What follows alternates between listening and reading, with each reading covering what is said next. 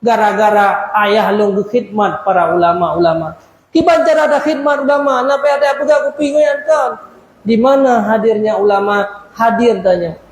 Dengar majelis-majelis ilmu. Niatkan fala ya Allah. Mudah-mudahan anak yang bujud kurang alim di masa yang akan datang.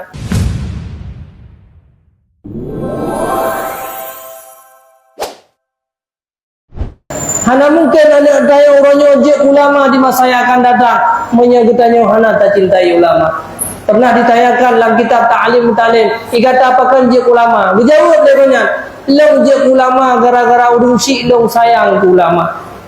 Makanya walid nu pernah nu sampaikan bak sabo acara di Mudi Nekun. Menyegata tak sayang ke ulama, handut ku malam anak tobat cuco-cuco sehingga pasti akan malam. Long ka kurasa ke walid. Long yang rasakan Walid Nurul Zahri. Putra yang lo rasakan, long uronyo je long buat je ulama je ketunggu juta ke nuroyo. Gara-gara ayah long khidmat para ulama-ulama. Kiban cara ada khidmat ulama, napa ada apa kupingan kan? Di mana hadirnya ulama? Hadir tanya. Dengar majelis-majelis ilmu. Niatkan fala ya Allah. Mudah-mudahan anak yang bujud kurang alim di masa yang akan datang. Bujud ke suluh di dalam masyarakat. Bujur ke lampu penerang bagi masyarakat ya Allah. InsyaAllah menyelagian anak kita juga akan menjadi orang-orang yang bisa menyelamatkan tanya dan orang-orang lain di hari akhirat.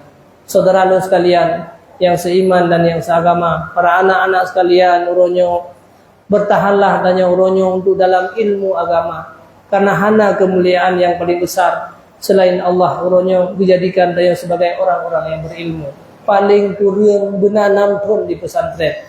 Punya yang ingin untuk putrakan profesi yang lain silahkan lanjutkan di tempat lain. Tapi seandainya kita yang ingin untuk melanjutkan menjadi seorang ulama, silahkan lanjutkan puluhan tahun untuk belajar di pondok-pondok pesantren. Tanya doakan kepada Allah.